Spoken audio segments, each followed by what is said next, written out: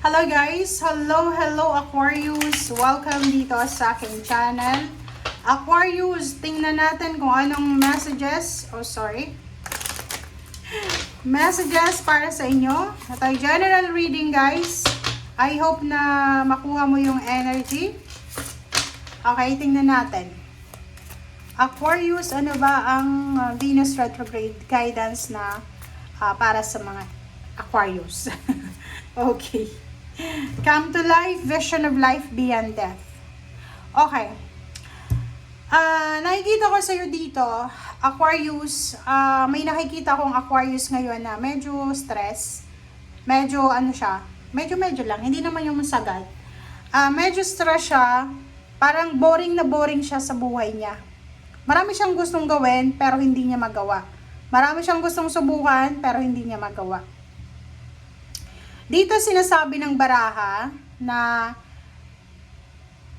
kung gusto mo talaga na maayos yung takbo ng buhay mo, kung nasaan ka man na sitwasyon sa ngayon, gamitin mo yon as motivation para makaalis ka sa sitwasyon na yan. For example,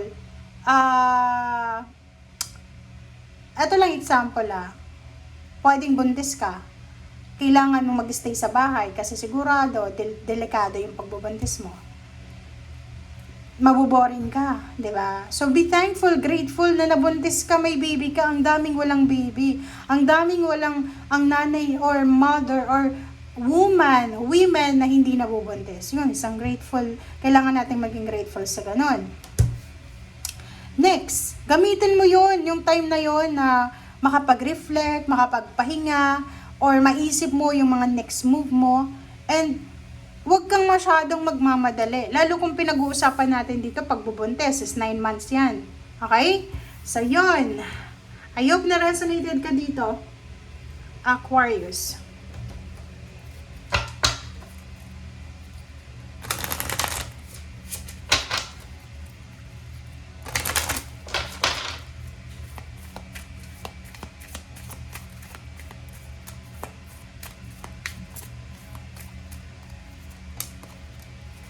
Okay, witch hat.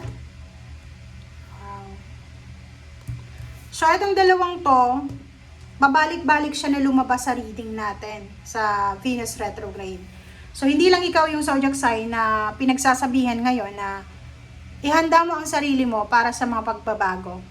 Kung feeling mo bored na bored ka na sa paulit-ulit na patterns sa buhay mo, di ba parang ganon?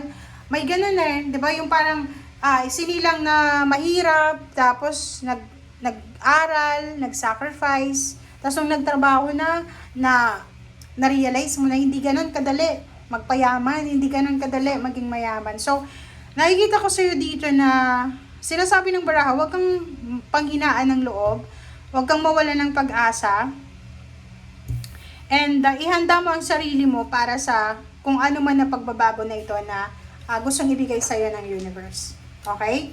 And habang stagnant ka, hindi naman lahat ng stagnant talagang loser na, di ba? Hindi. Meaning yung iba naka-stagnant sila dahil gusto ng Panginoon na papagpahingahin sila. Stagnant sila kasi hindi pa yun yung right timing, hindi pa yung right time, hindi pa yung right relationship, parang ganon, di ba? So, doon tayo sa positive side. Huwag tayong maging negative. Be optimistic, guys. Okay?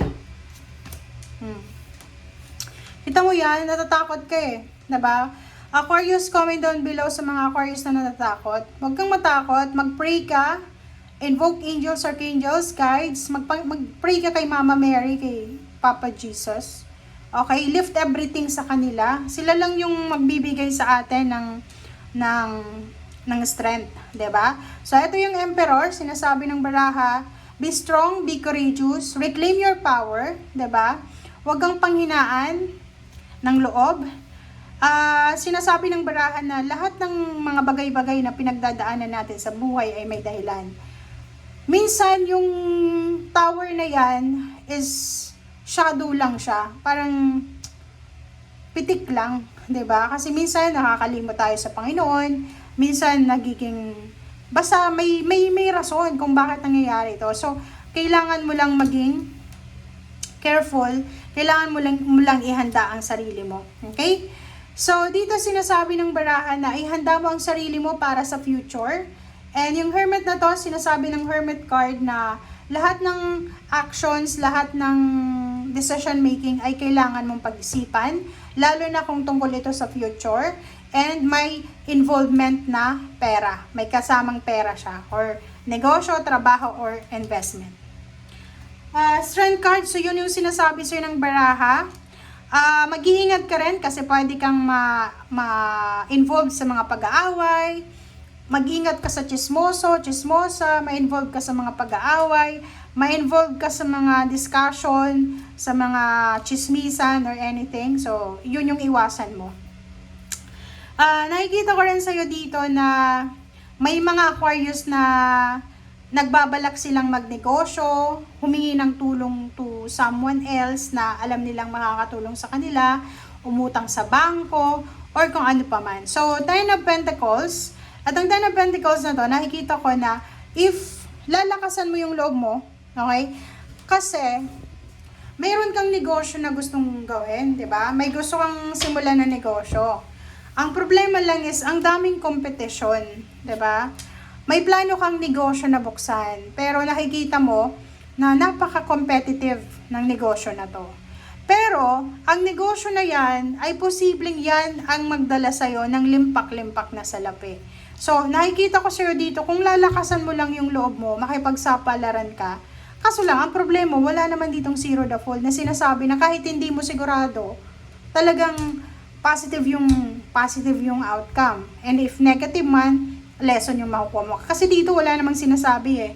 'Di ba? Baka magkamali ka pa. Okay? Judgment, decision making. Oh, kita mo na? Sinasabi ng baraha sa'yo dito na yung decision na gagawin mo, make sure na yung decision na gagawin natin is magdadala yun sa inyo ng sobra-sobrang happiness.